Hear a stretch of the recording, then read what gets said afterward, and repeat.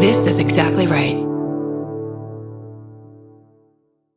Hello. Hi, everyone. And welcome. This is My Favorite Murder. And this week's episode is going to be a live show that we're going to post for you. A wonderful time that we had in Des Moines, Iowa. Beautiful Des Moines, Iowa. But we wanted to really quickly have a couple announcements to tell you guys. One is that we're going to be doing this year's Clusterfest in San Francisco. Mm-hmm. And it's June 21st to 23rd. We're going to be performing on Sunday night, the 23rd. So get your tickets at clusterfest.com. That's right. But also, we want to tell you about our brand new, beautiful, shiny, awesome fan cult. We redid the whole fucking thing. There's going to be new merch and a new design for the official fan cult. And it's that's just one part of the new website that all got redesigned. So the whole thing is new. Go check all of it out. But if you are a fan cult member, you can get into a drawing to win 2 all weekend passes to the entire festival. No, not just our show, but it's general admission to the weekend. And it's such a freaking good weekend. We also always give away 2 free tickets to every live show. So if you're in the fan cult, you have access to that. There's an awesome forum that's brand new and really cool, videos and just really fun stuff, and we're really proud of it now and happy and very excited that it's been redone, and we think you're going to like it. So Joe, consider joining the fan cult if you haven't, because there's lots of good stuff to get, and of course then just enjoy the website. Yeah, because oh my god, you can send your hometown in from it and just visit there, live your life, just hang out like it's a park, visit with it for a little while, take a moment, just get some you time, but on our website. Right. www.myfavoritemurder.ca. No. .com. That's right. That's your other website. All right. And now please enjoy us live in Des Moines, Iowa. Yeah. Thanks for listening, guys. Stay sexy. No, get murdered. Goodbye. Bye.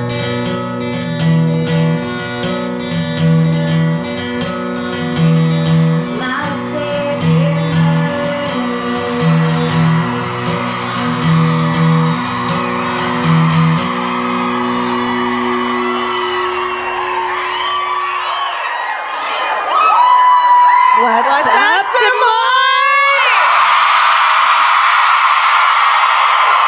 Yes. I filmed all of you doing that. Yeah, you've just been filmed. We're going to ask you to fill out some paperwork after the show. Each one of you needs to give us a release form, please. I hope that worked. Oh, maybe I'll turn my phone off too, so I don't that's a good take idea. any calls. Please don't text during the show, Georgia. Please. Hi. Oh wow.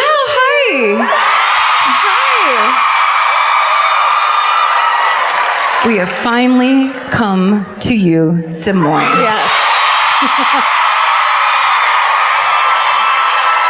That's right. Your patience is amazing. Yeah. Truly. And you proved you meant it, because there is not an empty seat in the house tonight. It's so crazy here that the elevator got stuck with someone in it. Did you hear about that? Seriously. Someone was stuck in the elevator, and Vince came back. He's like, we might have to hold someone stuck in the elevator. I'm like, this is amazing. We are going to bring them on stage. We're going to get the whole story. And in my mind, of course, it's like 2 girls who are friends. They hadn't seen each other in a while, but they both have anxiety issues, and so they're freaking out. And then it ended up being an usher. Yeah. So everyone on stage are like, I don't know what this is. What's a They're podcast? Like, sorry, I'm in a union. I'm not coming on that stage. Absolutely not.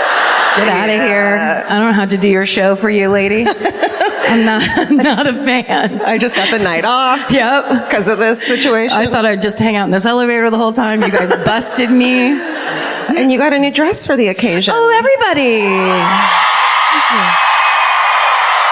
So good. So good.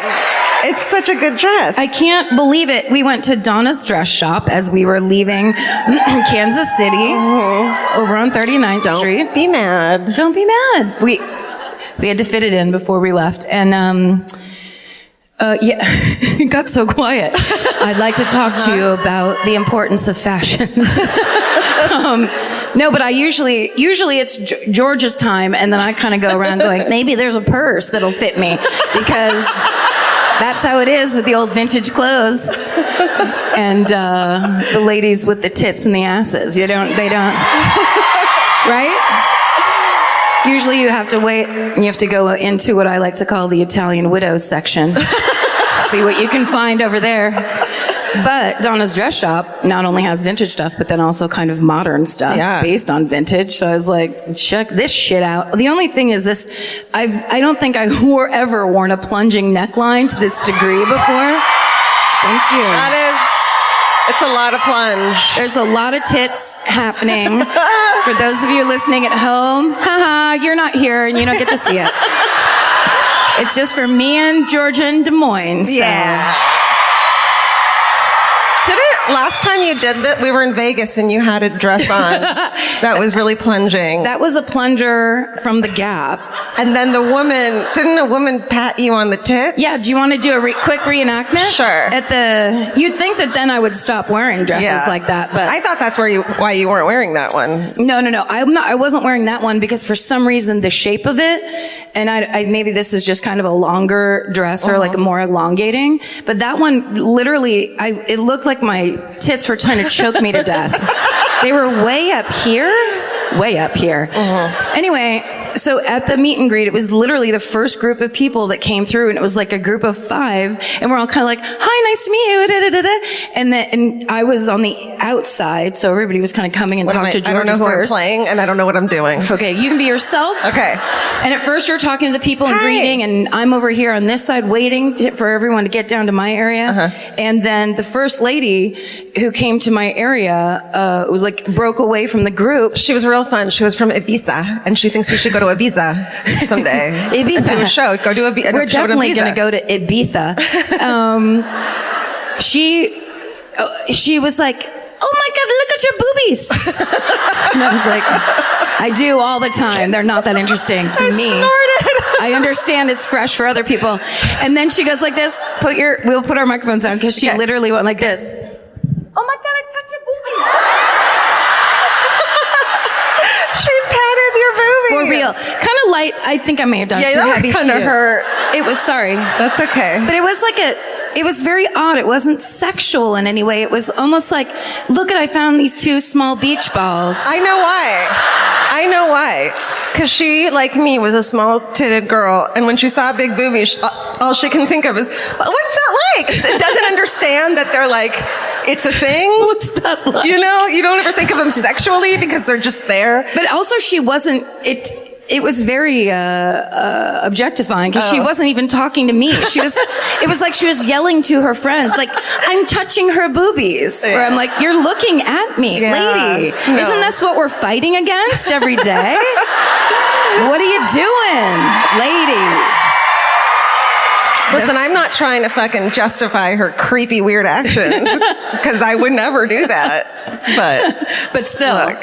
Well, my thing is, when they went to walk away, she said it again to her group of friends, like they were all like, "We're gonna get in there," and it was like some kind of a treasure hunt. What is that called? A scavenger hunt. Yeah, when it's like we're gonna try to pull a hair out of Georgia's head, and somebody has to pat Karen on the top of the boobs, real weird.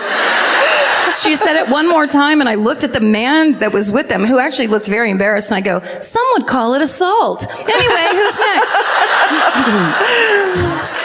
But I'm going back. I don't give a shit. They're mine. I get to do what I want. Do it.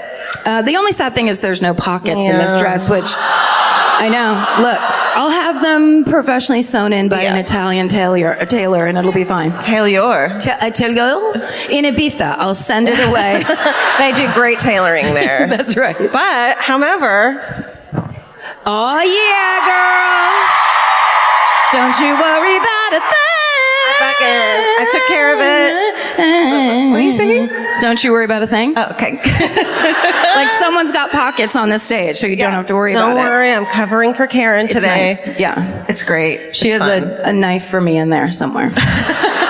But last night I did, remember the cat in the... Oh, yes, this was good. So... You'll like it. Karen can't see shit, right? And so when this woman held up a life-size fucking reproduction of Elvis, my cat, I lost my mind.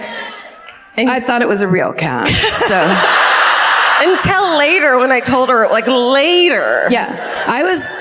I thought someone was like holding up like this Siamese cat that was kind of curled over, and I was like, oh, that's a bummer. Like, you can have emotional support dogs all day long because they like people and they're loyal and they want to. That's the relationship they have with men, not cats. And it was literally like, look at the cat I forced to come here, and I was just like, oh, I can't. And she thought I was like really excited about it and like, yeah, you should totally do that to your cats. No, it wasn't. And then the woman came to the meet and greet and like presented me with this gorgeous like Siamese plushy thing that clearly had been like sent away for probably made. It was made by cost a lot of Siamese tailor probably. And then I was like, oh my God, thank you. I love it so much. I was going to cry. And Karen goes, I don't think she's giving it to you. The girl was like, she wasn't giving it to me. She was not. Why show me this thing? Don't show presents. Yeah. Don't show presents and then walk away with the present. It was so embarrassing. It was hilarious. It was hilarious because the girl, I watched the girl go, you can have it if you want it. Like she was. But I didn't hear that because I was so happy. And then it's like, oh, that's weird. I'm sorry. It was so good. I almost stole That's like it. the time, and I know I've told this story on the podcast, but that's like the time I did a show. It was when I recorded my album, and afterwards my friends were backstage, but it was at the Bootleg Theater in Los Angeles, so there was another show right after, and no one gave a shit.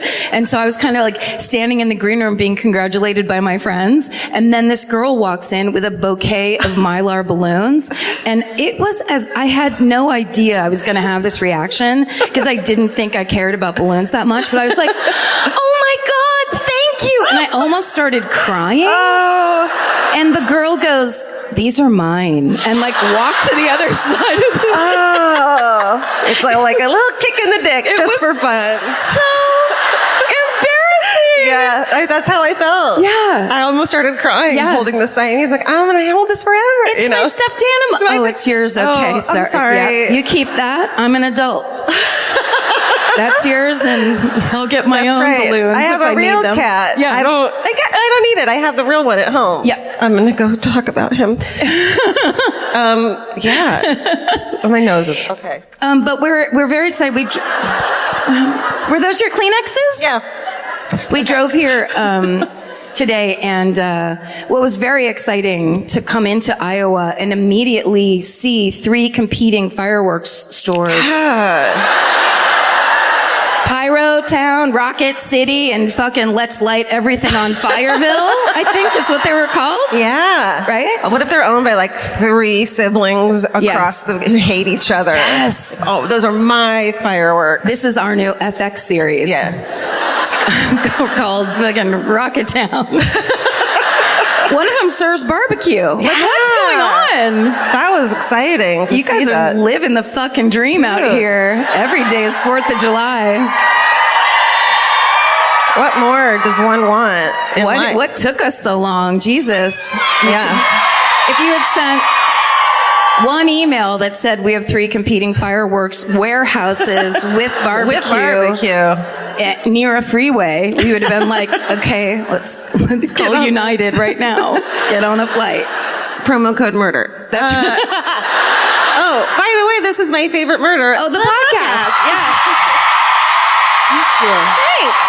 This is Karen Kilgariff. This is Georgia Hardstark. Thank you.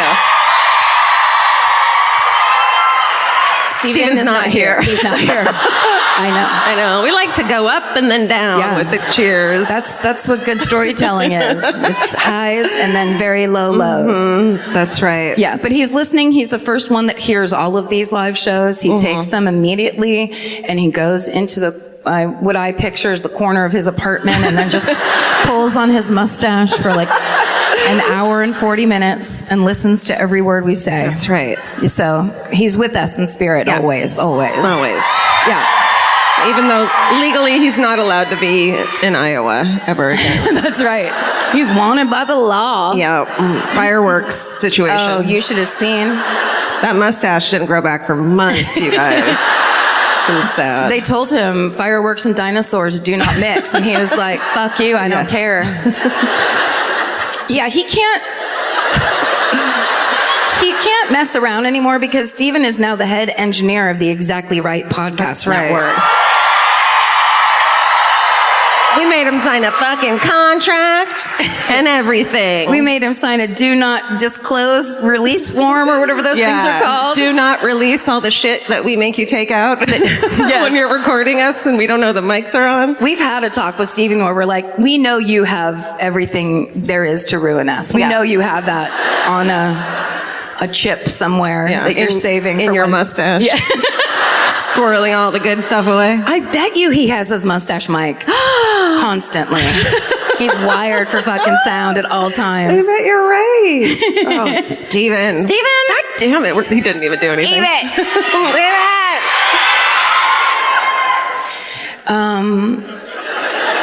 How's those elbows? Great. How are they feeling? Good? Yeah, pretty good. Yeah. I was on stage one night, I think it was like probably 5 live shows ago. And I did something like this and looked down and my elbows, it looked like I'd covered both of them in ashes. Like it was Ash Wednesday, but only on my elbows. It was not cool. Is that a thing? Ash Elbow Wednesday? It is. It's the day after Ash Wednesday. They still call it Wednesday?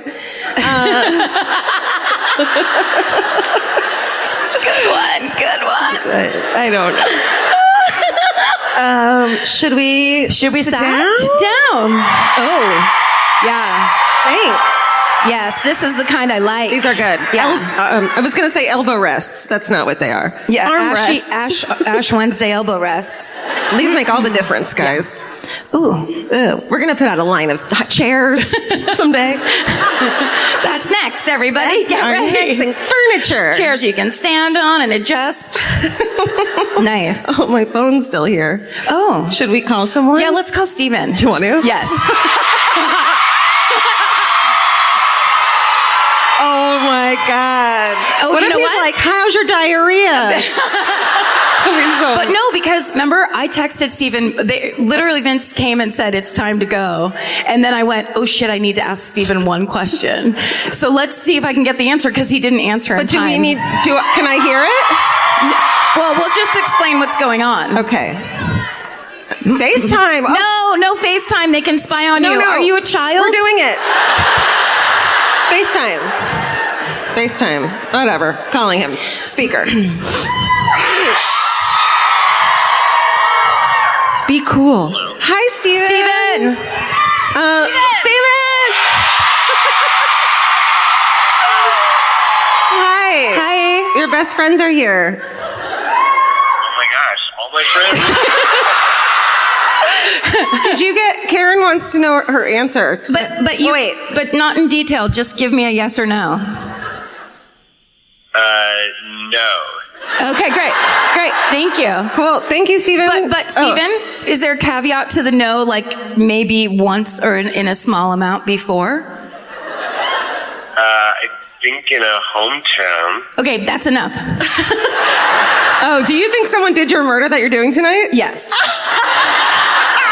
And I realized it literally 2 minutes before we were supposed to walk on stage. Oh my God. Okay, in a hometown. Oh, thank you, Steven. Tell everyone goodbye, Steven. Thank you. Bye. Goodbye. But can I just make this public announcement? Funny. If you don't know this already, there is a way that people can spy on you through your phone. We know. Through Facebook. I mean, FaceTime. We know you think that. It's true. I'll do it to you tonight, and I'm going to tell you what you and Vince talked about. Do You're it. not going to believe it. I double dare you. You'll be like, Jesus, they're boring. I'm just saying, delete FaceTime. Delete it. But how am I going to talk to my nephew?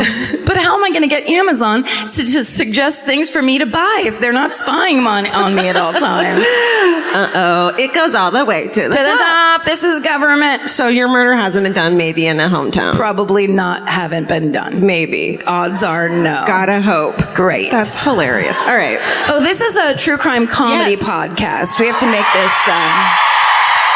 For those of you who wandered in, maybe you have a student ID that gets you into shows. Maybe you are an elevator operator, took the night off. I'll just stick around after. Hey, why not? I fixed the elevator. I'm going to dip my head in and see what these chicks are up to. Have a beer. Women talking. 2 at a time? Doesn't even make sense. I thought we outlawed that in the 40s. Well, it turns out no. We got permission. We got permission from our husbands and up here tonight. So proud. Yeah, it's a true crime comedy podcast if you've never listened before, because oftentimes there's people who do listen to our podcast that then they get tickets to a live show and then they force people who don't listen to our podcast to come and listen to stories about murder, which is... If you are a person who's been forced, you need to look at the person that you're with and go, does she have my best interest at heart? Should I trust her with choices in the future? Probably not. Or what can I force her to go to now? NCAA playoffs down the street. You know who's playing tonight, right? Yeah, I know who's playing tonight. No, who? Oh. Who? I thought the fighting. Oh, it's going to be this. The Fighting Rug Doctors. Yes. How fun would that be? What's a rug doctor? The Rug Doctors are the steamers you get at the grocery store. You know? Yes. Oh, have you ever got? It's so disgusting. I'm so sorry. I thought you meant the spin doctors. I was like, that would also be, if the spin doctors fought a bunch of rug doctors, maybe those fucking chin beards would get clean for Steam once. those things. Steam the it rug out. doctor, when you don't have a lot of money but live in an apartment with carpet, and you just pay the extra $60 for a person to come it's the most disgusting thing you have to empty and you're like, I'm filthy, and in your sink or your toilet. Then you're like, glitter? I've never put glitter in my, what? It's really gross. Years and years of debris. Anyway, this is a true crime comedy podcast. And we just like to explain this because a lot of times what people might not understand who don't listen and we don't have the benefit of the doubt. For people who don't listen, they think you can't talk about something as horrible as murder, which is the worst thing that can happen to anybody or anyone's family, and combine that with comedy.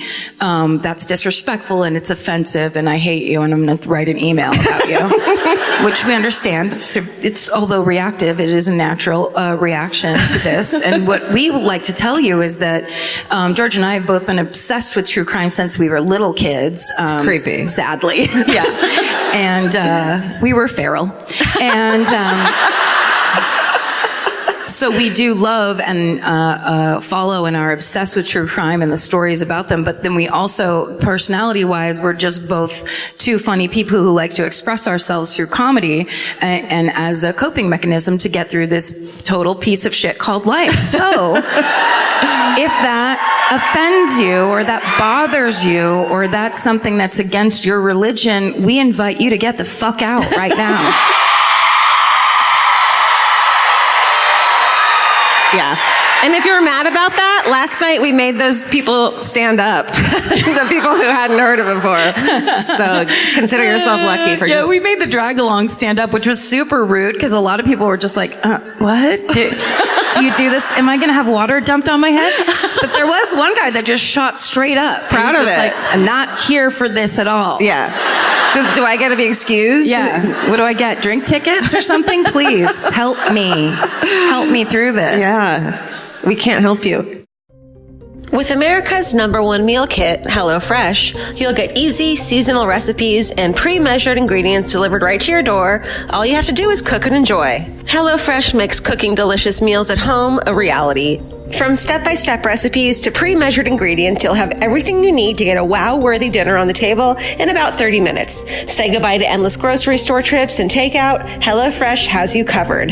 There's something for everyone, from family recipes to calorie smart and vegetarian, and fun menu series like Hall of Fame and craft burgers. HelloFresh has more 5-star recipes than any other meal kit, so you'll know you're getting something incredible.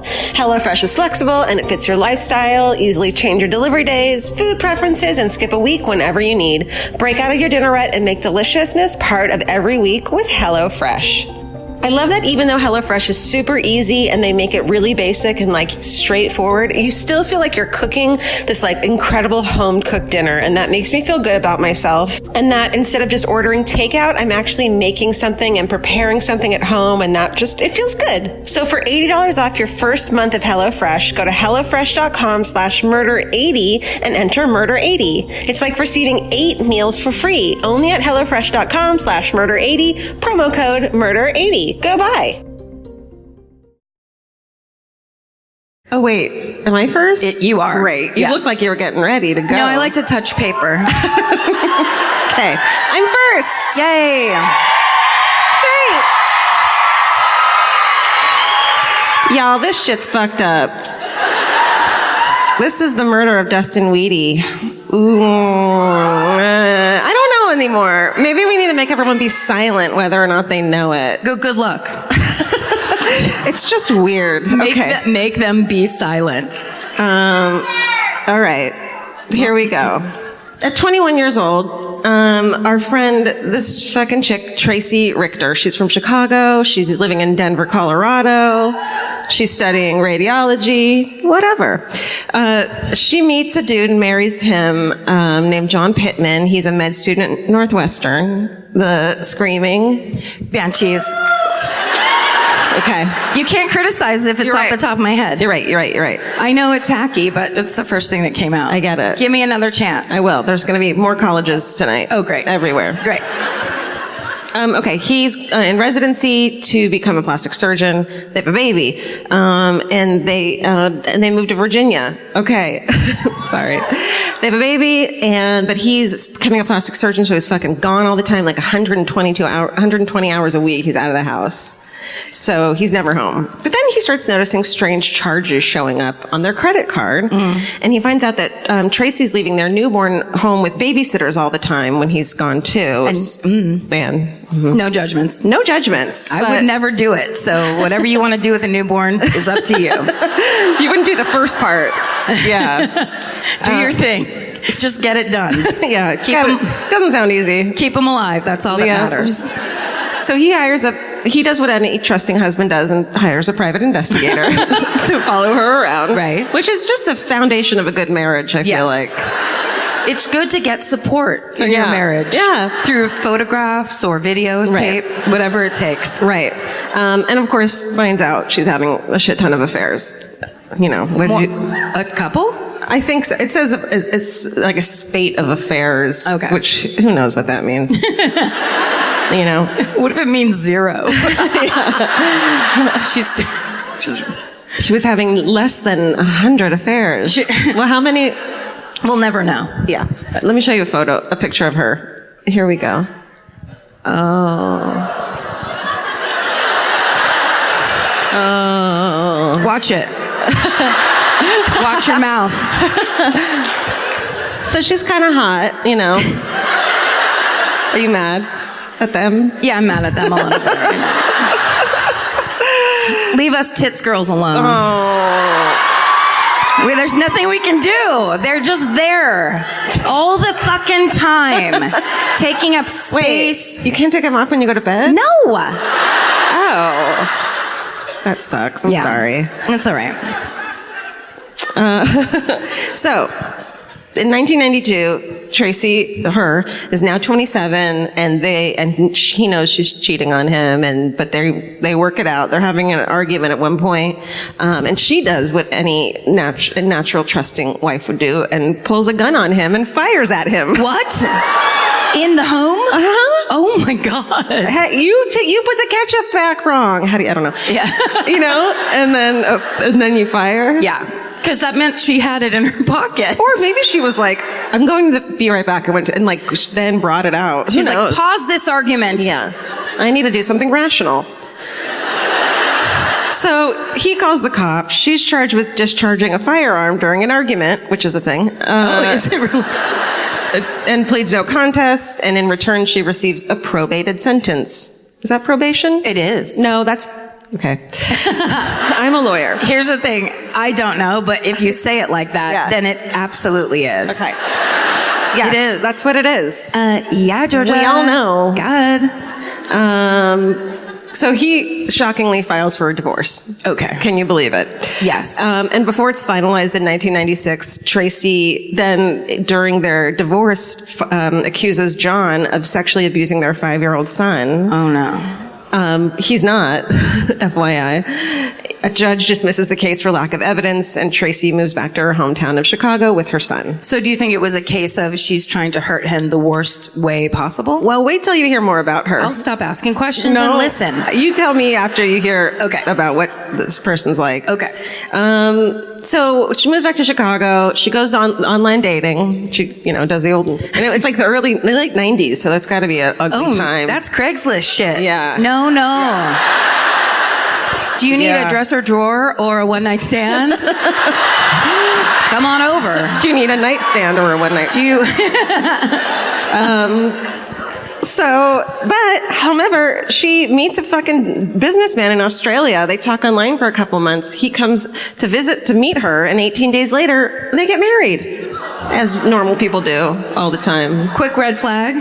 Do they have businessmen in Australia? I don't know. Okay. And I changed that from entrepreneur because there's no fucking word, no thing I trust less than when someone's an entrepreneur. But I think you have to use that word because it's untrustworthy. It's indicative. No, he's fine too. Oh, okay. Everyone's fine in this but her. Okay. We don't, Spoiler alert. Spoiler alert. Okay. They get married in 18 days. Yikes. Okay, so his name's Michael. I'd give it a full 30. Absolutely. Yeah. Yeah, I got engaged in 3 months once, and guess what? It didn't fucking work. Yeah. It turns out you can't know someone that quickly. Was there just kind of a hot heat passion to it? No, it was we're 29 and we're better than everyone else, and let's get this over. Yeah, sure. Look how in love we are with each other. Sure. And then it just stopped. It didn't. We weren't. Turns out. Big reveal. So Tracy and her new quick husband, Michael, moved to Early, Iowa. It's a small town. There's 557 people that live there. So there's like 5 times the amount tonight. All of them are here tonight. They're all here tonight. Yeah. Early's here. It's 100 miles from Des Moines. And I'm sorry. That's gross. I'm not a germ person. You're like not? you. Watch this. Ew. I mean, you know where my fucking gross fingers have been because you hang out with me all day. Yeah, washed and washed and washed That's again. True. It couldn't be. My mouth is now cleaner for having taken that sip. That's true. Okay.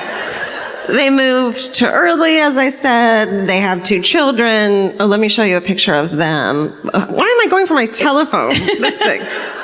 Oh, look how in love they are after 18 days. 18 days. I think that happens to hot people, though. It would be so difficult to be like crazy hot, and then how would you must just be... You think she's crazy? Well, she's pretty. Well, I mean... Sure, she does not look like that. Looks like a Zales ad or something, doesn't it? Yeah. That looks like an ad that would make me really mad at Christmas time. Where I'd be like, "Why do I have to watch this shit?" Yeah. 2 people spinning around each other and then like, Chocolate diamonds? That's not a thing. What? Ew. And No. it's a brown diamond, Zales. Gross. Stop it. I don't want a matching fucking necklace and earrings. No, chocolate diamonds aren't a real thing. Also, diamonds aren't valuable. Do you know that? Diamonds aren't valuable. There's so many. Okay, we'll get into that on our other podcast. Diamonds aren't valuable. Coming to exactly right in 2025. We're working on it. Okay. Sorry. No, it's great. But obviously their marriage is in trouble almost from the start, surprising to no one. Michael finds out she's sleeping with other men, and she's coming home at weird hours of the night and all this shit. She might be a sex addict. Yeah. Mm-hmm. He tries to work. He's like, let's get through this, even though you're the one having all the fun.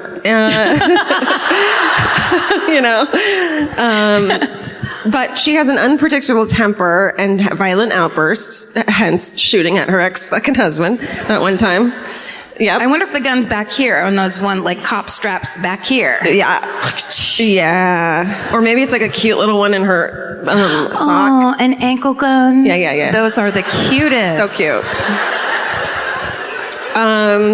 So in 2001, so then in 2001, they're still married and everything, but her ex-husband, the shooting target, he's worried about his son's living situation, so he sues for sole custody. And this fucking sets her off. So here's what happens. Okay. On December 31st, 2001, Tracy calls 911 to report that she had just shot an intruder to death who had broken into her house and tried to strangle her with a set of pantyhose. A full set? Sorry. Yeah, I don't know why I said that. Sorry. No, a pair. A pair, yeah. A pair, a set, some, one, or just pantyhose. Just pantyhose. Sorry, I didn't have to do that. I wish you would have. I'm glad you did. So, stop it. Sorry. The victim is Tracy's 20-year-old neighbor named Dustin Weedy. It's not like Wheaties. Yeah. She had shot him. She thought he was an intruder. Shot him 9 times with 2 separate handguns. Fucking Annie Oakley style. Jesus Christ. That she kept in her home safe. So she basically was like, there was an intruder. He came after me. He fought me. My kids were in the room next door. I was scared for their lives. He was using a pantyhose on me, and she had a pantyhose. She had a mark on her neck. Who knows if it's from pantyhose, but that's what I'm saying. And so she got out, ran to her bedroom safe, pulled out 2 guns, and shot him 9 times. And then realizing it was her next door neighbor, Dustin. Okay, he's a sweet, normal, but computer nerd dude who lives in his parents' basement and is like super, just a kid. Aww. Yeah. He's okay. And then, he's timid. He has no criminal record. Police are like, this is weird. He doesn't seem like a candidate for home burglary and assault. And also, he had used to come over and help Tracy out with shit, so she knew who he was. And he parked his car in her driveway, which doesn't sound like something someone would do who's going to break into someone's house. And so police search his car, and in Dustin's car, they find a pink spiral-bound notebook with a written confession inside in his handwriting. It says he says that a mysterious fellow named John Pittman had hired him to kill Tracy and her 11-year-old son. And John was her ex-husband who was trying to get sole custody. Oh, right. So it made it seem like John was hiring Dustin to kill Tracy, and so then John would get in trouble. Does that make sense? Yes, it does, absolutely. What doesn't make sense is the rest of some dude writing a confession in a pink spiral-bound notebook. Leaving it in the car, parking the car in front of the... It's like, I'm about to do a crime, but in case I get murdered during it, I'll just quickly confess to it. Yeah. And just clean this up real tidily. Yeah. We're all like, what? Bullshit. Bullshit censors. Going off. So, but John, the ex-husband, the police are never able to find a link. There's no phone records. There's nothing to say that they knew each other. So, or ever had any contact. And so police are fucking suspicious of Tracy's story, but they don't press charges against her, and the case is classified as a self-defense homicide. And then she becomes fucking a media star. I don't remember this in 2001, but she becomes a poster child for gun use. People compare her to Annie Oakley and Wonder Woman. And it's like, this is why you need guns in your house. Oh, no. Around your children. What? Yeah. So, it's your fucking state. So, I'm kidding. I don't know. Georgia will not be booed. She will not be booed. Of course, Sweet Dustin's mom is like, bullshit, does not fucking believe it. She files a civil action suit against Tracy for wrongful death. Good. But Tracy and her husband, husband believes the story that Tracy tells, they're like, well, he just got there, so of course he believes her. Right. Fresh off the plane from Australia. Yeah. And immediately married. But this Tracy and her husband bury Dustin's mom or family in legal fees until she runs out of money and can't pursue the fucking case any longer. Fuck that. Okay, so shortly after she kills Dustin, Tracy and her family move to Omaha, Nebraska to start a new life. Is that what you do out there? You guys started a new life? Everybody started a new life. It's the way to do it. And then in 2002, Tracy and her husband are on the Montel Williams show. Remember that fucking gem? With her, she recounts, the audience is like, believes her account of what happened, and they have so much sympathy for her, and they hail her as a hero. So she's fucking getting all this attention. But eventually Michael's support for his wife eventually fades, and in 2004 the couple separate. Michael says the reason for the breakup is because Tracy insisted on doing a trust exercise with him. Uh-oh. Here we go.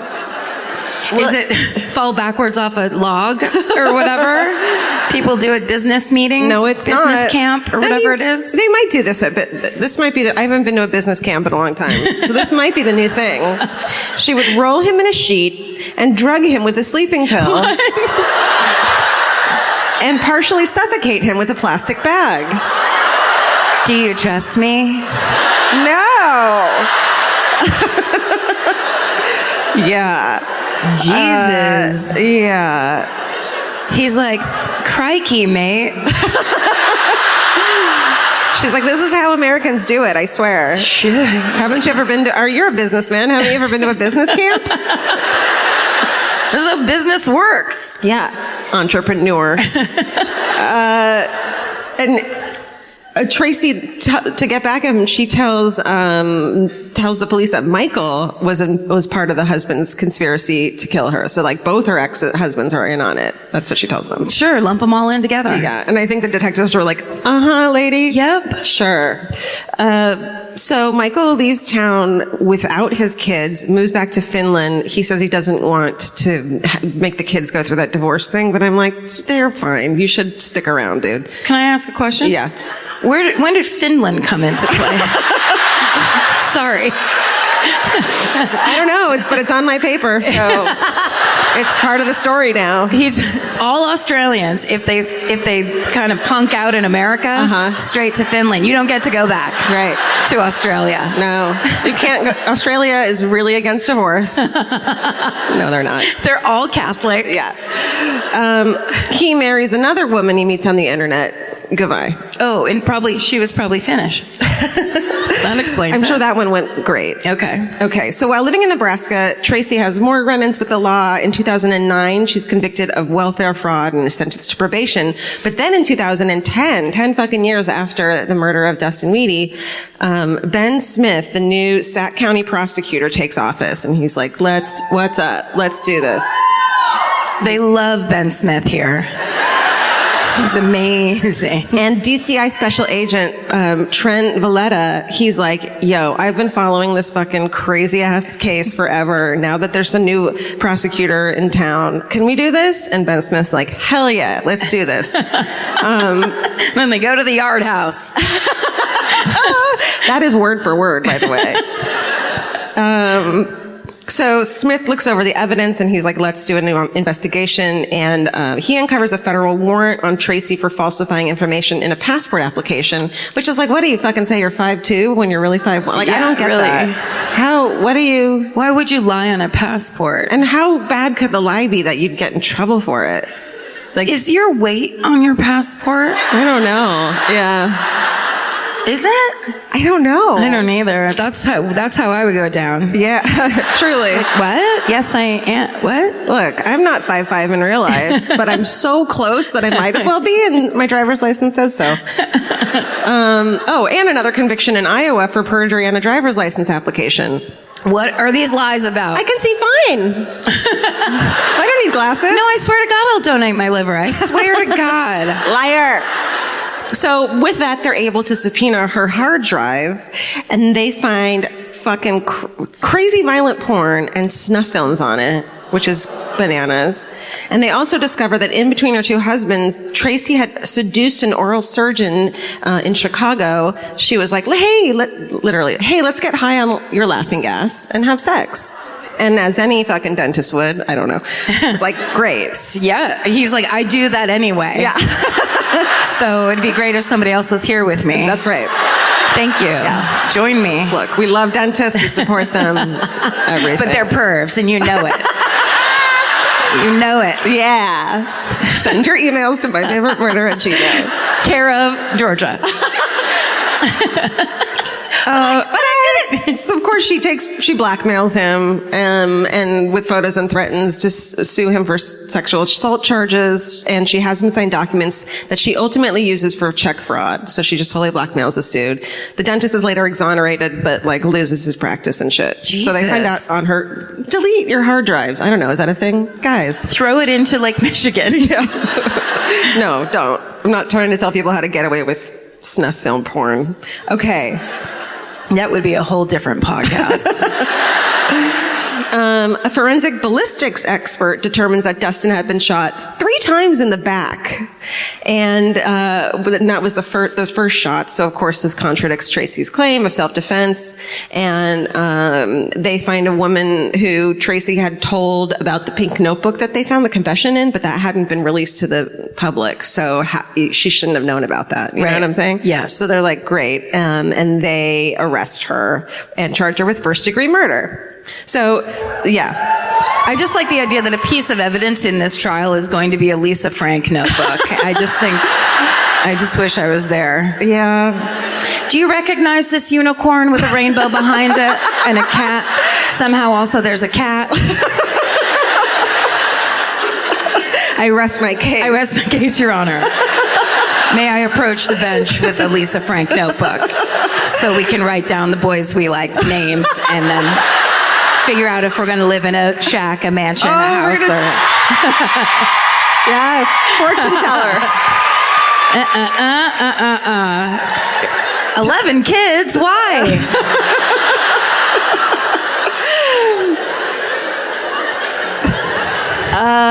I don't know what this next photo is. Okay. There she is. Wow. That's her in, kind of hot, right? Like, fucking. Sure. Like, mean teacher. Like, if she was your librarian telling you to shut up, you'd be like, all right. Well, this also looks a little bit like a lens crafter's porn. Doesn't it? Yeah, and then she takes her hair down. She's like, I'll check your fucking retinas. Do they talk like that in porn? Probably not. Probably not. Yeah. Every time my roots grow in, I'm like, I'm going to do that skunk stripe thing. It looks really should. hot. No fucking way. No way. I mean, if this isn't an ad for Botox, I don't know what is. God. Promo code murder. Wouldn't that be great? We had Botox ads. No. Okay, so of course the theory of the prosecutor is that Tracy lured Dustin to her house, forced him at gunpoint to write a confession in the pink notebook. But I believe that she tricked him somehow into doing it. Like, write this thing, I want to whatever, see it in writing. Yeah, I don't and then know. let me wrap you in Saran wrap. Right. And then fired 9 shots at him into his body, and then planted the notebook in his car, so maybe the pink thing was her own, to frame her ex-husband for solicitation of murder, her way of gaining advantage before an upcoming custody hearing, and she was also, if that happened, she was going to lose her $1,000 a month child support payments. So she was like, whatever. Okay. Of course, let's see. The trial starts on October 23rd, 2011 in the Webster County town of Fort Dodge, Iowa. That's where you're all from. Tracy's now 45, and her 20-year-old son, is on her side. But in 2 weeks, a jury of 6 men and 6 women take less than 2 hours to find Tracy guilty. Ouch. Yeah. They were just like, they all went into the room. They went into the room with their files, and they're like, okay, we should just wait a little bit. Right? We have to wait a little bit, right? It'd be rude. It's only proper that let's burn an hour. We'll just get to know each other. We'll head back in. That's right. It's almost lunchtime. So Mona Weedy, Dustin's mother, tells reporters that her son's murder ruined her marriage and drove her ex-husband to suicide. But she called the jury's decision a blessing. Okay, and then in January 2012, before Tracy's sentenced to life in prison, which she eventually is, she sends a letter to a Wisconsin prison inmate named James Landa that gets found, like, in the prison system. Whatever, when they open mail, I don't know. In the prison mailbox? Sure. Okay. This dude, James Landa, was in prison because he was convicted for sexually molesting a 12-year-old girl, and he had written to Tracy after her conviction and offered her moral support. So, that's who you're getting support from. Yeah. Question your decisions. Yeah. Our choices are what we make them. Yes. He said he'd been following her case, and so she was like, great, I'll take all the moral support I can get. And then her next letter to him contains personal information about her second husband, Michael Roberts, including his social security number, date of birth, physical description, and home address. Just sends it along to him. Wow. Yeah. Just like, chit chat. Share. I want to share with you. You share with me. That's how some people flirt. Yeah. Is giving exes social security numbers. Right. Just as a come on. It's sexy. On the next Cosmo, like, how to flirt. And it's just like 542-836-7794. Karen, you just gave them my social security number. What? I like them. So, of course, they find out. The prosecutor learns about this, and clearly she was trying to hire this guy to kill her second ex-husband. So in June 2012, she's on a 2-hour Dateline special, sticks to her dumb story of self-defense. And let's see. Keith Morrison's just like, Let me lean on this thing. let me set this up for you. So, okay, here's what's fucking crazy. While she's in prison, later in Mitchellville, she... Pretty good? How many fireworks places do they have there? So from her prison, she launches in life in prison, launches a custody battle with her ex for visiting rights with her 2 children who are 12 and 14. By this time, this dude has the children. They go to California and they're going to move back to Australia where all his family and friends are to, like, give them a normal fucking life. Yeah. But she's like, nope. And then so an Iowa judge rules that Tracy hasn't lost her right to regular visits with her children by being convicted of murder and sentenced to life in prison. Okay. Judge Nancy Wittenberg. And so she says that he Ooh, you're naming names. Shit, girl. Shit. I'm just reading what's on my paper. Okay. She says that he is legally obligated to make visitation trips from California to Iowa and back to have the kids see their mom, and he immediately goes back to Australia. Yeah. He just bails? Yeah, with the kids. Yeah. It's pretty fucked up. It's basically like he took the world's worst vacation, is essentially what happened to him. How was your trip to the U.S.? It ruins me life. Sorry, I can't do that one. That was close. That was good.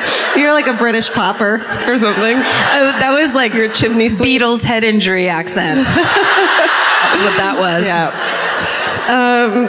It gets crazier still. What? In July 2014, they searched Tracy's mother's computer, Anna Richter, and they find out that the mother had harassed and defamed the first husband and other prosecution witnesses, totally trolled the shit out of them and wrote these crazy articles about them on the internet. Do you know you could just do that? It doesn't have to be true. It's really weird. A lot of the internet is not true. It's really crazy. So they accused the former witnesses of theft, perjury, fraud, computer hacking, and child molestations. And there's still, if you Google the names of the ex-husbands, like articles pop up that's like crazy, like clearly fake, like weird ones. It's all in Comic Sans. Yeah. Satanist runs over a dog and is, it's like that. Satanist genre. Okay. The page is yellow with red writing. Okay, well, it seems like a newspaper to me. Yeah. I mean, legit. And they think the mother's behind the attacks, but she's never formally charged. Tracy's currently serving her life sentence, still maintains her innocence. A kind of silver lining situation. In 2014, another Iowa judge rules that the delinquent child support payments that was owed to Tracy from Australia friend, he was like trying to get those, that he didn't have to pay them anymore. Yeah. And the judge was like, no, you still have to pay those, the back child support. But those are all going to the family of Dustin Weedy. Yes. So Mona's getting that money back. Yes. So she's getting $150,000 in restitution. From It's not enough, but good. Right. So, and that is the fucking crazy story, the murder of Justin Weedy. Oh my Dustin Weedy. God. Thank you. Wow. How have I never heard of any of that? I know. Especially she went on a fucking press tour. Yeah. I mean, like, she's been on some stuff. Totally. That's crazy. There you go. All right, I'm going to do the Villisca axe murders. Oh. Yes.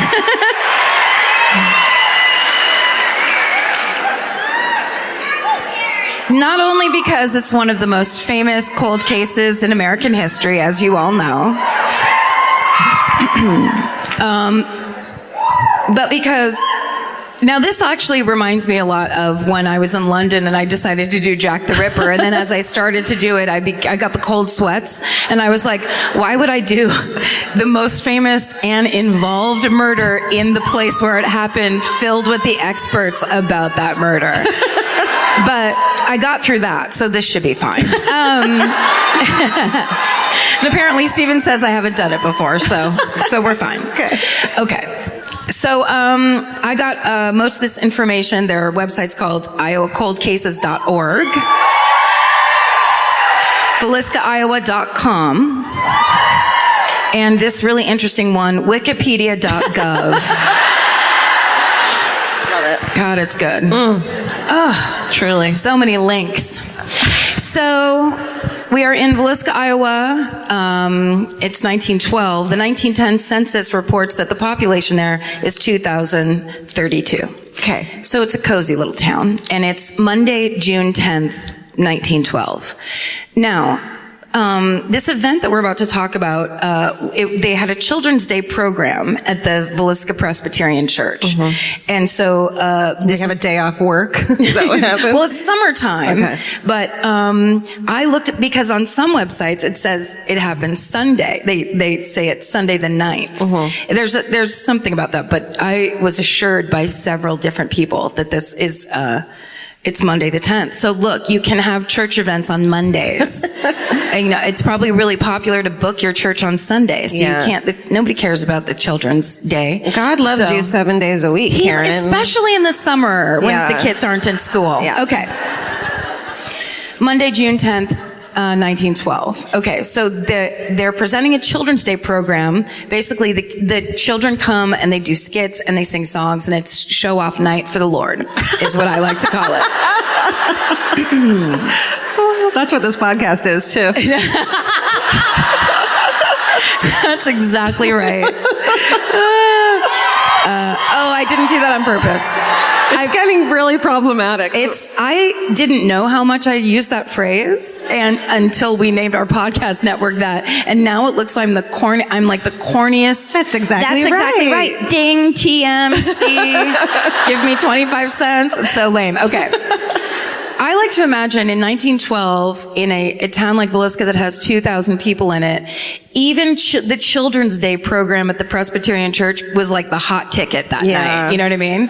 And there's probably like a group of teenagers hanging out front just because they have to be there because their family's inside, but they're like, let's go smoke some corn husks or whatever, like that's where the whole town is. Yeah. One of the co-directors or organizers is 39-year-old Sarah Moore. All four of her children participate in the event. Herman, who's 11, Mary, who's 10, Arthur is 7, and Paul is 5. And her husband, Hosea, who's 42, is there in the congregation watching. So everything wraps up around 9:30 that night. And the family gets ready to walk home. So the Moores bought their house in Villisca in 1903, and they're an affluent, well-liked, and prominent family in the town. So everybody knows who they are. And they were the stars of the Children's Day program. That's not true. All eyes were on Herman, little Herman.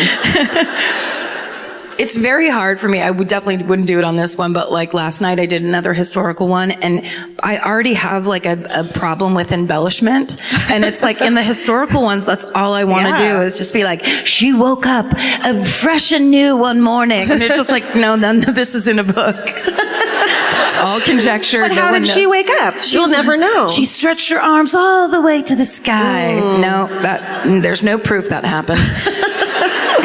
Okay. So Mary, their 10-year-old daughter, had invited two friends over to spend the night after the Children's Day program. 8-year-old Ina Stillinger and her sister Lena, who was 12. And they were supposed to spend the night at their grandmother's house, but right before the program, Hosea called the grandmother and said, is it okay if the girls come and stay with Mary and have a slumber party at our house? And so they did, and that was the plan. So they all walked home. They got home to the Moores about 10 o'clock at night. They all had cookies and milk. And then they went to bed. I know. Yeah, it gets worse. Oh, because, yeah. People who don't know this are like, why are they sad about them having cookies and milk? Are they lactose intolerant? What's the problem? No. I like milk. Okay. So the Moores put the Stillinger sisters in the guest room, which is downstairs, and then the rest of the family goes up to their rooms upstairs to go to sleep. So let's take a look at everybody that was in. Oh, there's the house. There's the house at the time. Cute little house. Well, no, not at the time, because it was in June, and I'm from California, but I'm pretty sure that's snow, everybody. I could swear to God that's winter time. And there's the family. Well, the Moores and their children, and then those are the Stillinger sisters. Yeah. Okay. All right. Page 2. So, the next morning around 7 in the morning, their neighbor Mary Peckham noticed that Moores haven't come outside or done any of their chores for that morning. So she goes over and knocks on the door to see if everything's okay, and no one answers. And when she tries to open the door, it's locked. So she goes, I guess what was really bothering her is she went and let the chickens out. Let's get to the real reason she was there. She's like, that rooster will not stop. So she lets the chickens out. Then she calls Hosea's brother Ross, and she says, you might want to come and check because the door's locked and nobody is answering the door. So Ross comes over, he tries knocking, and he shouts. No one answers, no one comes to the door. So he uses his spare key to get inside. And he goes inside, and the first room he checks is the guest bedroom. And he finds the Stillinger sisters lying in bed, bludgeoned to death. And there's blood everywhere on the bed. He immediately runs outside, tells Mary Peckham to call the city marshal, Hank Horton. So Hank gets there about 8:30 in the morning, and he goes into the house, and he goes upstairs. He finds a horrifying scene that I'm sure nobody had ever even imagined seeing in their life. The entire Moore family has been murdered with Josiah's axe, which he found in that guest bedroom where the Stillinger sisters were found dead. So everyone in the house had been murdered. Doctors later determined that the murders must have taken place between midnight, the night before obviously, and 5 a.m., June 10th and 11th. If my sources are correct. Okay, so the police put it all together, look at everything, and they theorize that the murderer was in the house and waited until everyone was asleep. And then upstairs started in Sarah and Josiah's room. And that's how he knew that there were people in the basement or the downstairs. Guest room, yeah. I think he knew everything that was going on personally. So he kills the parents first, and then he moves into the kids' rooms. He bludgeons all 4 more children in the head with the blunt edge of the axe. And then he goes back to the master bedroom and struck Josiah and Sarah several more times with the axe before heading downstairs to the guest room to murder the Stillinger girls. Hosea received the worst of the attack. The killer used the blade edge of the axe knives on him and the blunt edge on everybody else. So he was attacked so terribly that his eyes were missing.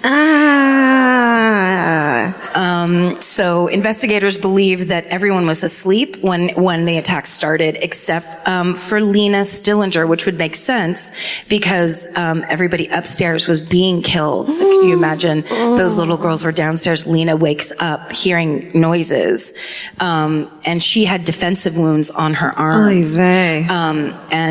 And her body was found lying across the bed instead of tucked in. So it indicated that she fought back. And her nightgown had also been pushed up to her waist. She had no underwear on, and so the police believe she was sexually assaulted by the killer. So here's some other weird things that police found in the home. All of the victims' faces were covered with their bedclothes after they were killed.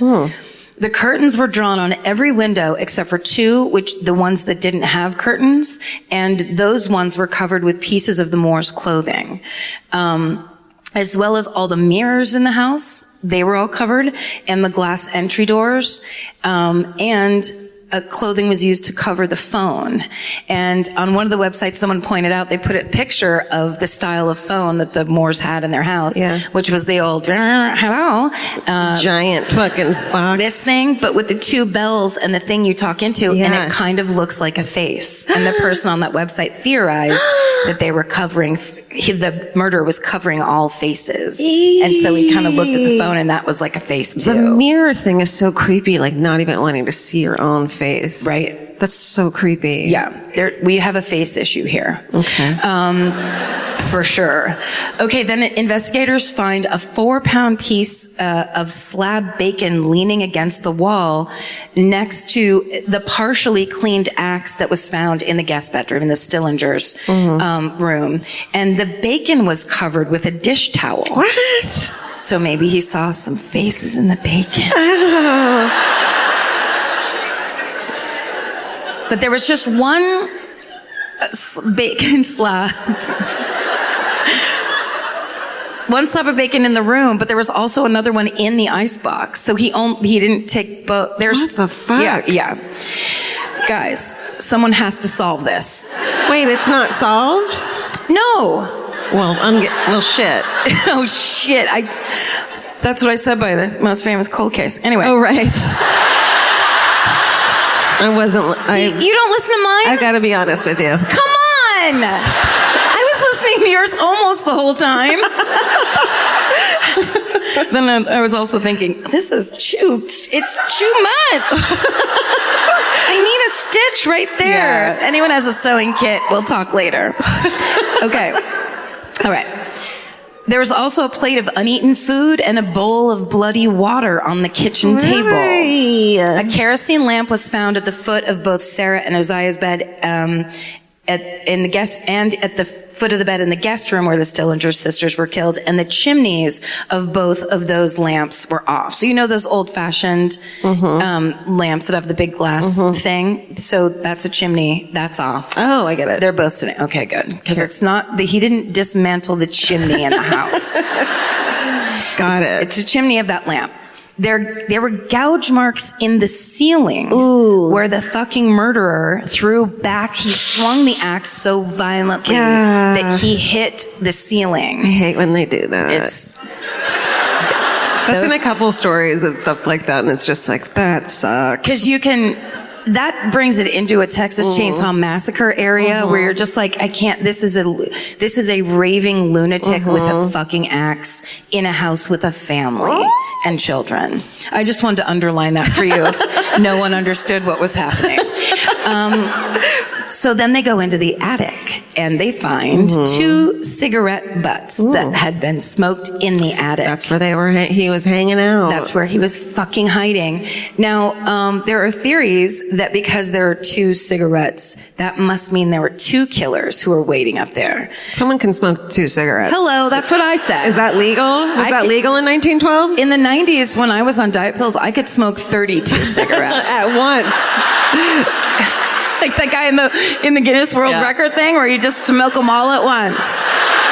That's right. Yes. Take me away.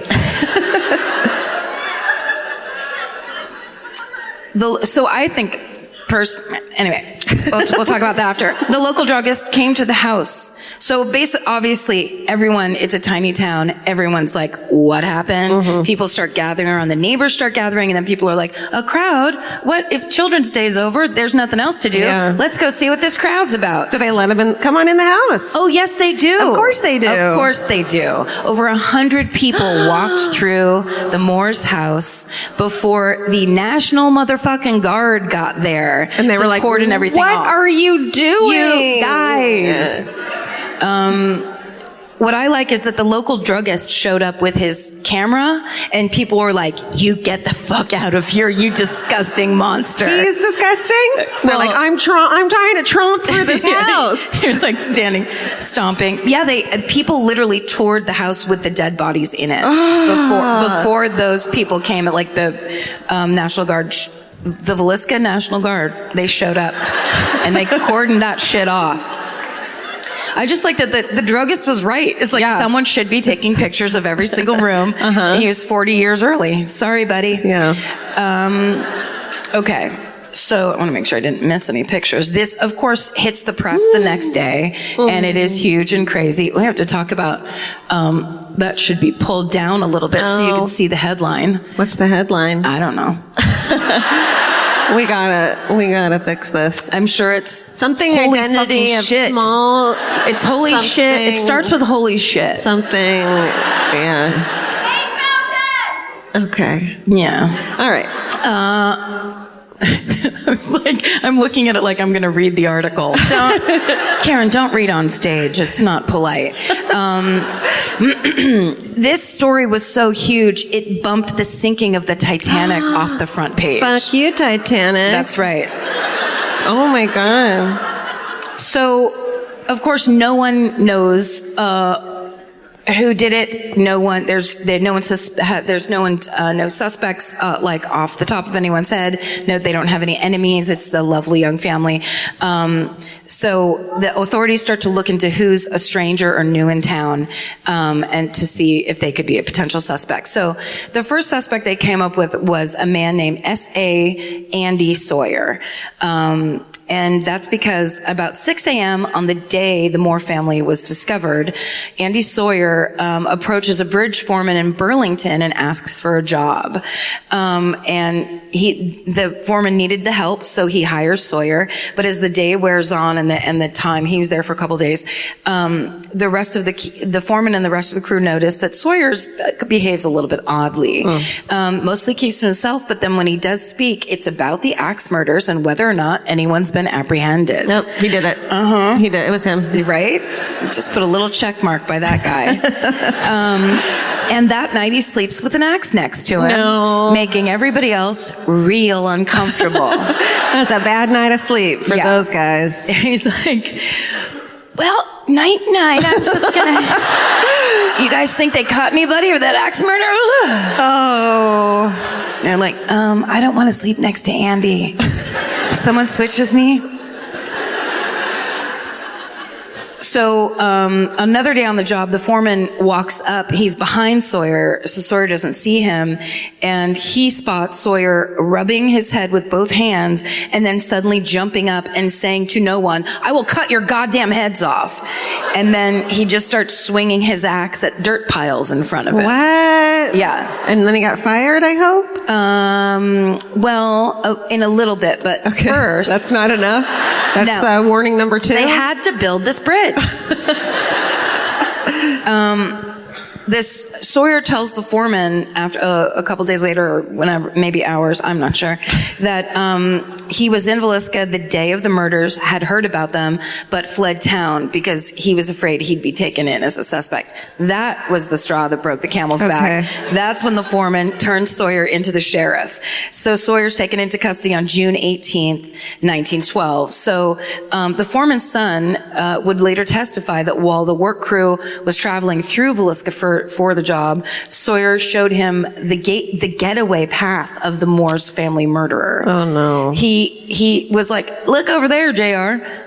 He jumped over a manure box and he ran over the nearby railroad tracks. Literally, I'm reading this off the paper. Wait, what? Stepped through the creek on his way. Literally just was like, he went there and they went down there, went there. And the son, whose name was JR, noted that there were indeed footprints where Sawyer said they would be. Yes. So dog ear that part. Yeah. However, upon further questioning, Andy Sawyer is able to prove.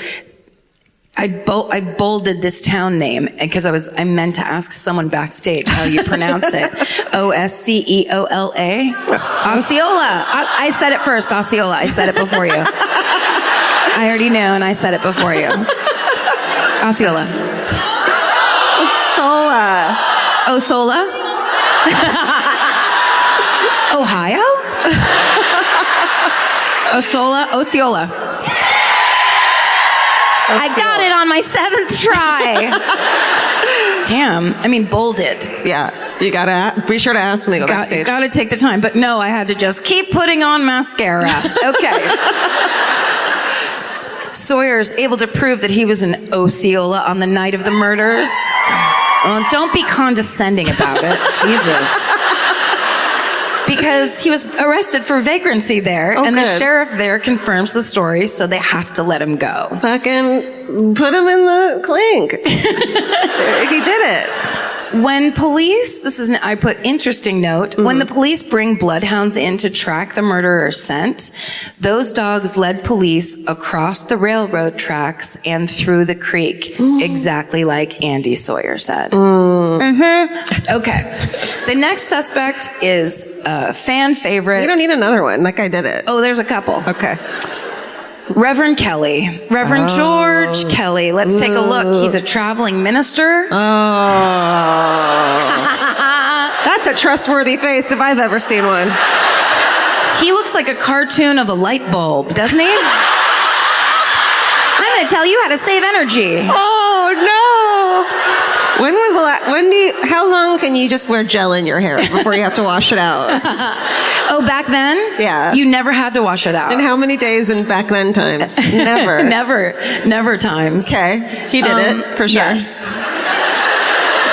He's got a real Nancy Reagan vibe about him. Now that I'm giving him a good long look.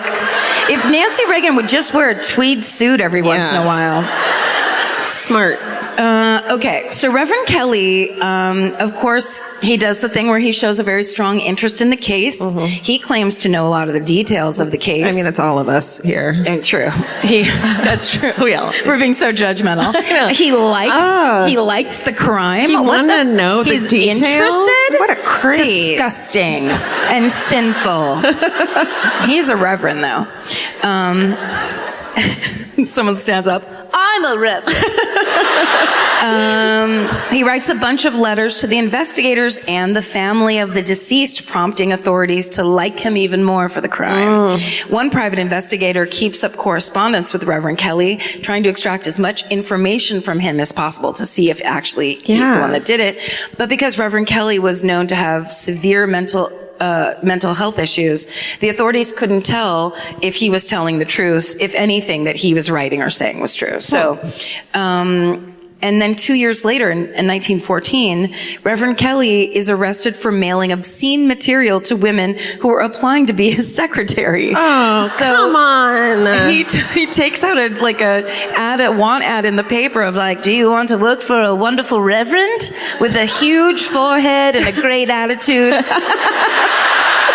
And then some people are like, I'd like to have I need a job. I'm a woman in 1914. Maybe I could work and have $1 or $2 of my own. And then, so he writes back, sounds good. Send me naked pictures of yourself. No. Yeah. And like back then, taking nudes had to be really difficult. It was so hard. It's not like you had to throw that thing over your back and then run in front. Yeah. You can't just be like, send nudes. No. 3 months later. You have to like try to find a female photographer, but they don't have any. And then there was the least pervy male. And then you're like, okay, I'm trying to get this job. Can you just do me this favor? Yeah. All right. So he's taken to a mental hospital for treatment, and That's fucking right. what if everyone today had to get sent to the mental hospital for nudes? There'd be no one around. There'd be no traffic. Requesting nudes. Goodbye. Goodbye. Lock him up. So again, when this all happens in his arrest, the investigators look at him again for the Belisc murders. By 1917, they built up enough of a case to arrest Reverend Kelly, and they even get a confession out of him in what they call private questioning. Oh, yeah. which is called the 1-2 punch of questioning. But he later recants his statement. He is actually tried. Nope. No, Keep going. tried twice. There you go. You know what? That fucking computer underlines every misspelling, but they never help you. They're like, you're not going to be able to say this out loud. So why don't you write tried 2 times? Not tried twice. Yeah. Ultimately, he's acquitted. So they never find enough evidence to... From the hours and hours and hours I know about this case. Yes. I don't think he did it. Okay, neither do I. So let's move on to our next suspect, Frank Jones. Oh, he did it. For sure. I don't think he could have done it because he doesn't have eyes. Oh, did they find any goatee hairs left behind at the scene? That's how you know. Ooh, goatee. All right. Tell me about good old Frankie. Okay. Frank Jones. Frank Jones is a former Iowa state senator. Oh, he did it. Yeah. He did it. He's all in it. He's Yeah. all up in it. See, he has papers in Yes. a book. That's how you know. I'll lead you people with my book and my papers and my glasses that cover my lack of eyes. Or maybe he's wearing a sleeping mask. From the future. Okay. So Josiah Moore worked for Jones at his... Here's an amazing cut and paste for you. At his implement store. What is an implement store? It could have been like a Tool hardware shop? store. Yeah. Probably a hardware store. Implement. Implement store. Horror equipment? No, farm equipment. Farm equipment. See, that's what happened. Did you say horror equipment? Horror. Horror. Horror? Horror. Horror. Farm I don't know why you think it's okay to shout. This is supposed to be the Midwest where people are polite. You're like fucking fireworks going off. It ain't like that around here, motherfucker. Okay. So at the farm implement fucking store. Implement was the old-fashioned way to say fireworks.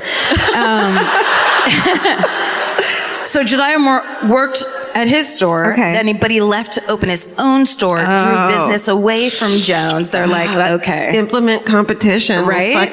People are like, where do I get my implements? Yeah. Well, I'm definitely going to go to old State Senator Frank Jones's. No, wait. I read on Yelp that you should go to Josiah's. I read on Living Yelp, which is this old lady right here.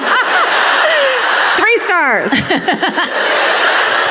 I don't know. I like Josiah's implements better. Josiah also was rumored to have been having an affair with Frank Jones's daughter-in-law, which then gave Jones a motive, but there was no hard evidence ever found connecting him to the crime. Here's the daughter-in-law. Oh, she's lovely. She's one of the original Donnas. Oh, Donna. She went on to star as a secondary character on Parks and Rec. Oh yeah. She looks like she put a neck pillow on top of her head. You know the kind you bring on an airplane? Yeah. Instead of wearing it here in the airport, she puts it right up there. And that's my hairstyle, she said.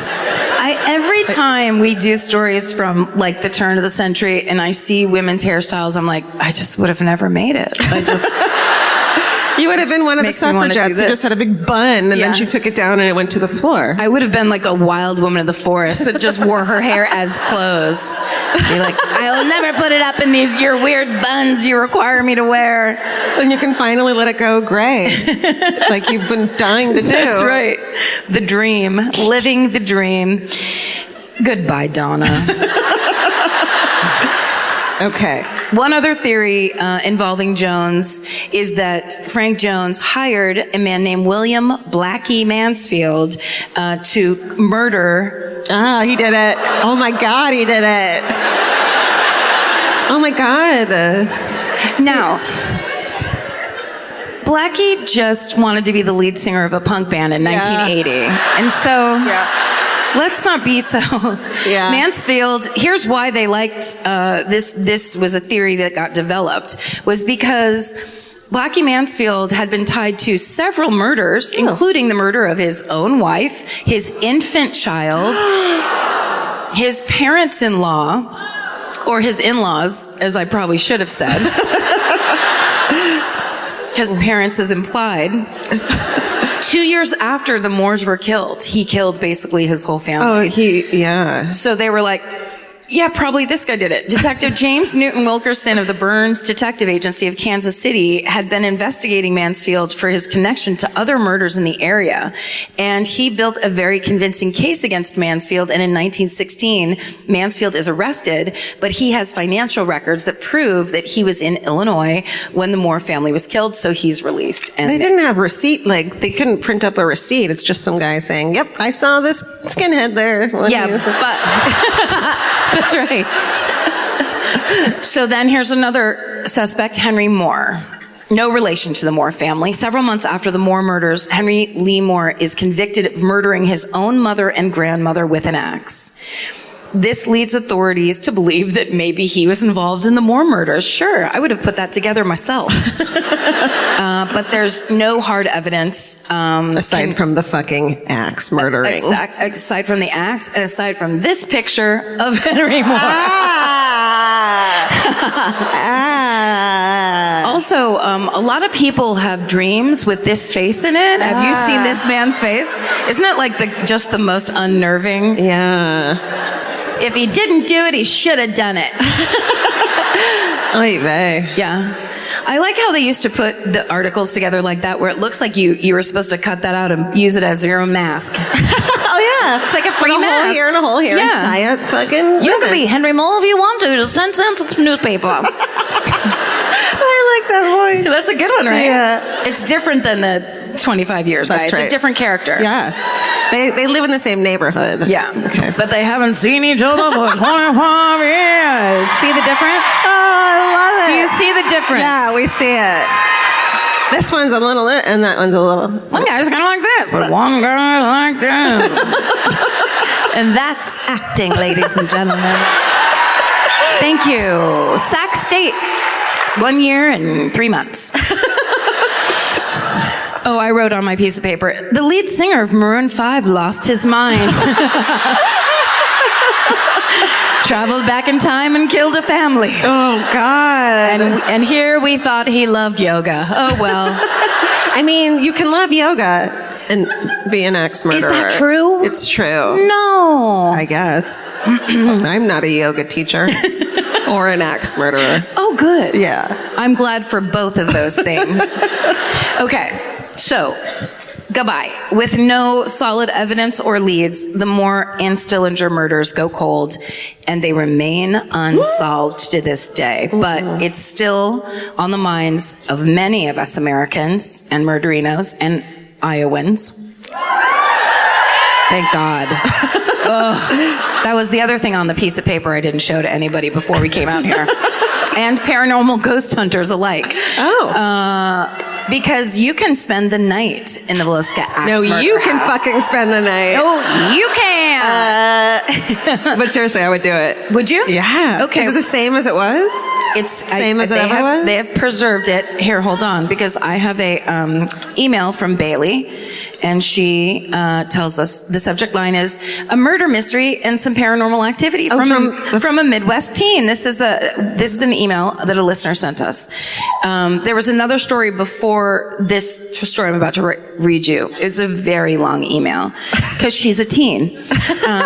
She likes to write and communicate. She's up in her room listening to music with her Christmas lights and shit. Fucking expressing herself, and we support it. It doesn't mean we have to read it. So, hi. So, I'm only 16 years old, and I've been binging your podcast for about a month, ? So, she's got the accent on paper for about a month. I'm only on episode 79. I honestly didn't even know if I had a hometown murder or a murder that got me interested in true crime until I remembered a creative writing class that I went to 4 years ago. Then I took out the first one because it's actually very interesting, but it's not related. And then she goes, but then the Villisca murder house. During this writer's workshop, we got to talk to the guy who is the caretaker of the house museum. One thing you didn't mention in the episode, you discussed it. This is why I got a hold of Steven. Because I was like, then the cold chills ran up my spine where I was like, disgusted. It's 6:30. Fuck, yeah. I haven't taken a shower and we've already fucking done this. Great. But I knew we hadn't. Yeah. I knew we hadn't. But it was in a hometown or a Minnesota or whatever. Okay. So she says that we didn't mention that there were 2 neighbor girls from a different family who were killed. Okay. I don't know about that, Bailey. If we just read a thing, then it's the person's fault. I'm not interested in defending myself to fucking Bailey. I'll tell you that right now. I'm 50. Okay. But here's what's important. She says, the paranormal activity that goes on in the house. That's another thing we didn't mention, which I know for a fact is true.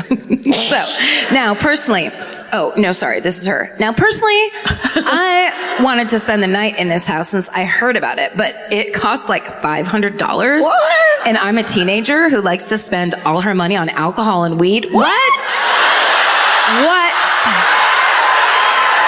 Bailey. We do not condone that. We do not support it. We did it ourselves. We did it a lot. We need you to know. It was hard to get. Stop it. How do you even find it? Don't spend $500 on weed. That's not... You're getting ripped off by that guy that works at the record store. Don't do it, Bailey. We're gonna... Steven, mark that, please. We can't send that message. Be cool. Stay in school. That's right. Okay. Anyways, we're back into the email. Anyways, the caretaker told us some crazy stories about the house. I'm going to save the lighthearted one for last because I know how you guys always like to end on a good note. Oh, Bailey. Bailey's good. Bailey in a month is fucking caught on. Yeah, no, she gets it. It's pretty repetitive. Okay, anyway.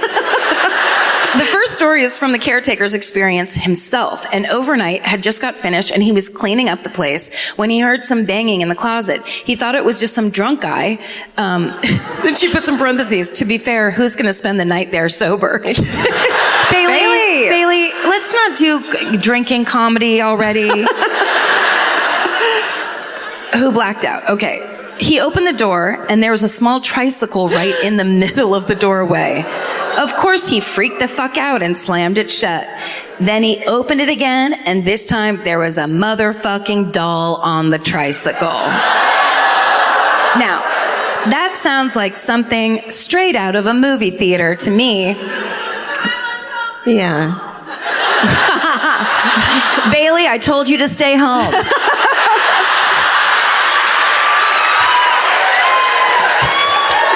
And guess what? We're all uncomfortable. Yeah. Okay. The second story is when some paranormal researchers or something, I honestly can't remember what they were, but they were professional, went into the house. The caretaker lives right next door to the house, so when he hears a blood-curdling scream, he looks over and checks to see what's going on. The researcher who had screamed had run out of the house and tore his shirt off of him to reveal 3 long red scratches down his back. Maybe, this is a parentheses, maybe it was a ghost cat? Bailey, you gotta edit yourself a little bit. She's having fun with it. And then she says, on a final note, I just listened to the Girl Scout camp murders from episode 79 and ... I'm supposed to go to big sis, little sis Girl Scout camp with my 9-year-old sister this summer. Guess I'm bringing my pepper spray. Love you all. SSDGM. All right. So I just wanted that. Now, just a quick, I'm wrapping it up. When I was Googling this story, this was the first link I found was from the Des Moines Register. And so I, of course, immediately thought it was legit. And it said, well, you'll see. It said, this is the scariest picture from inside the Villisca axe murder house. So I'm like, holy shit. I literally like braced myself. I was like backed up a little bit, like... Bra showing. Okay. Yeah. Oh no, it's a disaster up here. But okay. Thanks for being so low key about it.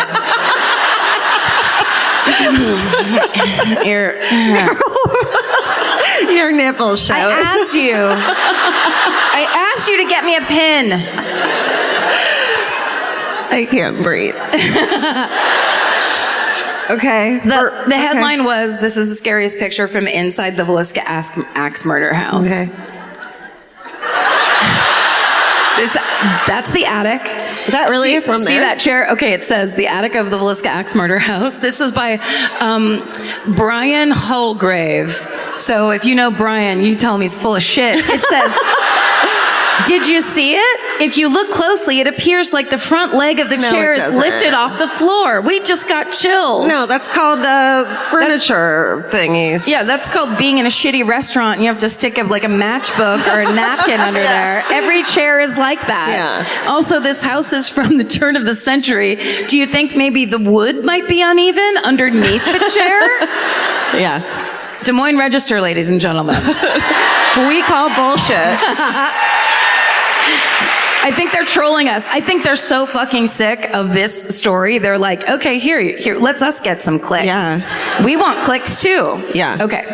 Now, finally, in conclusion, I have recommended this book now so many times. It's called The Man from the Train. It's by Bill James. And he's an analyst. Yeah. He writes a lot about baseball, but he wrote this book.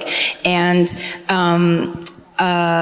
so he has this theory. There have been axe murders of families in homes around the United States from 1898 through 1912. And so I will now list the similarities of the Man from the Train's MO and to the Villisca axe murders. I'm buying this book immediately. It's such a good book. I never listened to you before, but now... The Man from the Train attacked usually within a mile or two from train tracks at night while the family was asleep. He usually hid out on the family's property somewhere.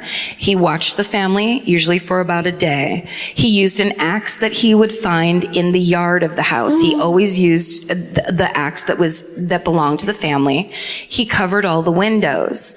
The family usually had at least one young girl in the house, and that girl was often sexually assaulted. He often ate the family's food after the killings and spent time in the house, more time than necessary. He took any kerosene lamp he found and removed the chimneys. In all of these? In all of them. Stop it. How many are we talking? A shit fucking ton. A book this big. Wow. Okay. A book this big. It's just chapter after chapter of it happening over and over. He locked all the doors when he left. And he was never seen or met by anyone because he would leave. He would do it and leave in the dark because it was usually in the middle of the night or in the early morning. If this theory is to be believed, then by the time the Man from the Train got to the Villisca house, he had been doing it for 14 years. Shit. And they think that the Villisca, this theory in this book they're saying it's possible that this was his last big murder, and that he is maybe America's first and most prolific serial killer that no one has ever heard of. And it's this book. If you want to get it, I think you should. It's called The Man from the Train. It links it all up, and that is the unbelievable and still unsolved Villisca axe murder story. Amazing. Great fucking job. Thank you. Kindly. I was scared, but determined. I'm so glad I didn't have to follow that. But now one of you do. Yeah. Well, should we have time for a Let's do it. hometown? Yeah. Yes. There he is. Hello, well, there it is. Hey. Whoa, hey. So tomorrow before we drive to Omaha, don't even ask. We're not going to that fucking ex house. Okay. All right. That's fine. Other thing, we got to get the hell out of here. So make it a quick one, all right? It has to be I'll fast, be right fast, out fast. there. Okay, thank you. Thanks, Vince. All right. Vince Averill, everybody. April. All right.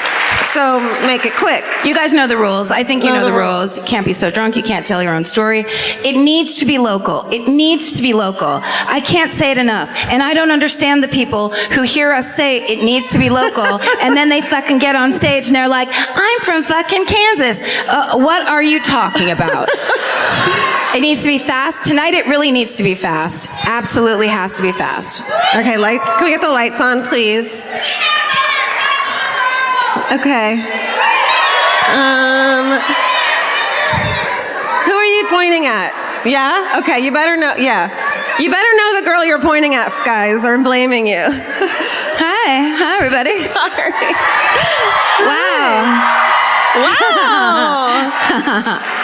Wow. Okay, here she comes. Oh, can we get the lights down, please? Yeah, lights back down, please. Because it's really scary, and you're like, oh shit, there's so many people. Here she comes. You guys, here she comes. Hi. What's your name? Jessica. Nice to meet you. Hi. What'd you bring? Uh-oh. Oh, I brought a drink. That's a bad sign. Right off the bat. Right over here. Okay, come it over also here. kind of looked like a urine sample. Step up a little bit. Right here. Okay. Tell the people your name and where you're from. My name's Jessica. I'm from Carroll. Great. All right. Good job. Good so far. Now tell us what your hometown is. My hometown is from Sac City, where the county attorney was Ben Smith. Yeah. Who you spoke about. Yeah. So I texted him. He said she was guilty as hell. Good. So Nice. Okay. he got that one right. So this is the murder of Mark Koster. I'm an attorney in a small town, and there aren't very many of us. So we all get along well, we drink together, we tell war stories when we're together. So this is a story as told to me by the people involved. I probably shouldn't say who, but the people involved in the case. So this is 2010-ish, 2009. So Mark Koster is living with a friend of about 30 years. His name is John Green. I don't know why I brought my phone. We could call Steven. Someone would steal it. That's what I was going to do.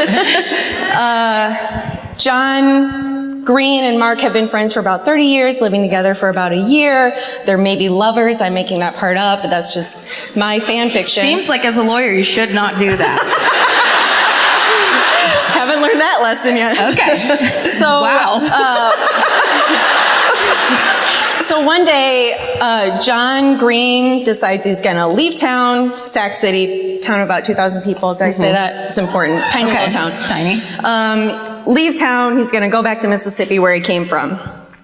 Mark Koster is never seen again alive. So Mark Koster's family gets concerned. They come to his house. They look for him, look all through the house. They can't find him.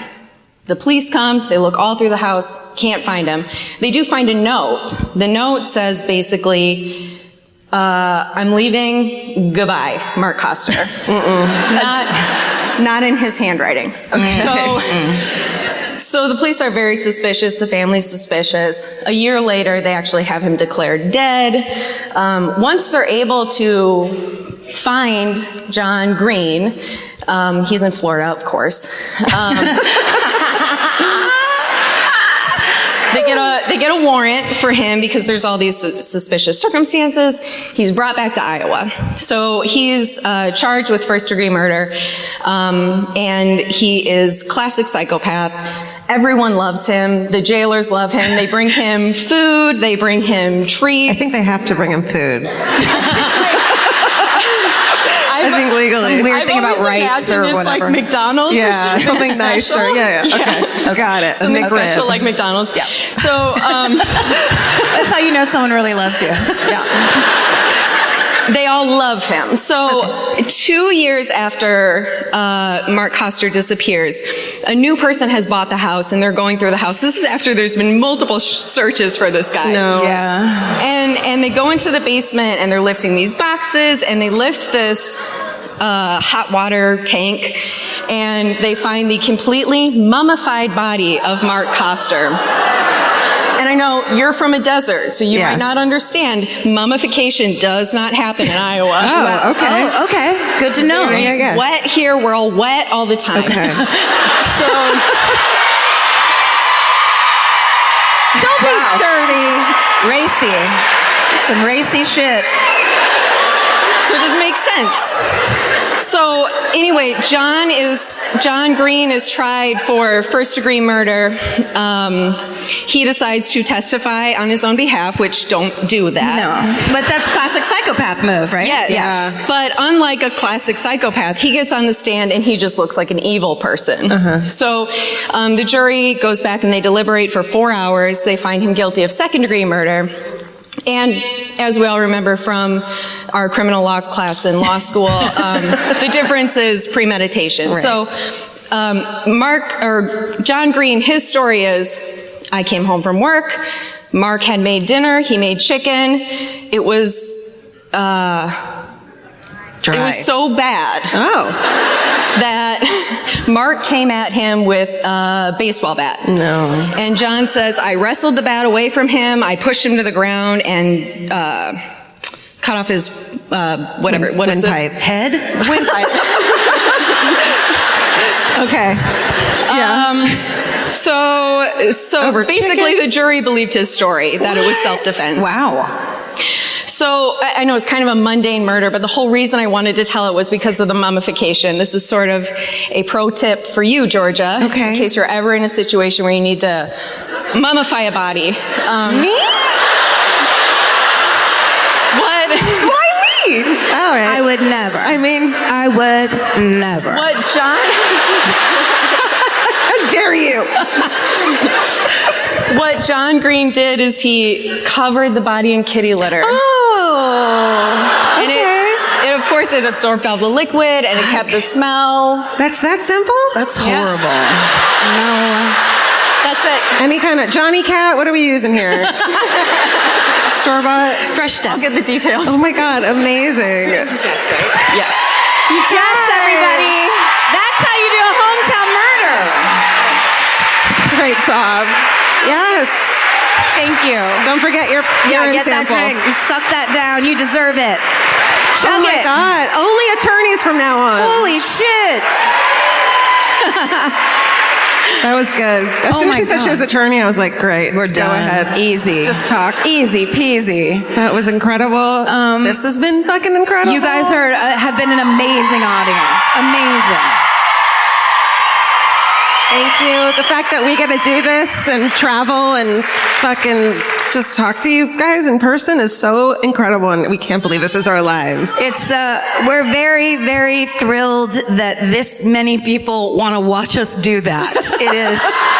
It feels like a goddamn miracle, and it's very exciting, and it's also very beautiful because you guys are creating, and we say this every time, but we really mean it, like you're creating a real community for and with each other. And that's, I think, the most amazing thing about a true crime podcast is people are making friends. There's people who came here tonight alone who would never go anywhere alone, and they came tonight, right? Hell yeah. We hear that all the time.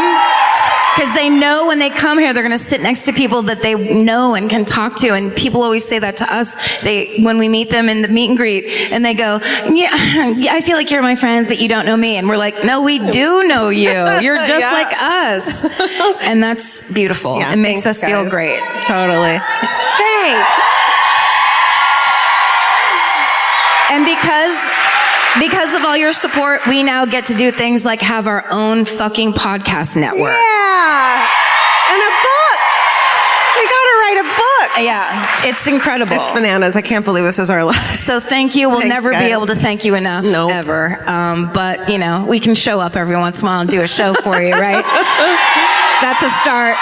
Yep. And I'll wear a really plunging neckline. That's part of the thank you. That's the deal now. That's part of the deal. Stay saved. And do God's missions. Right. That's important. Yeah. But more than that, stay sexy. And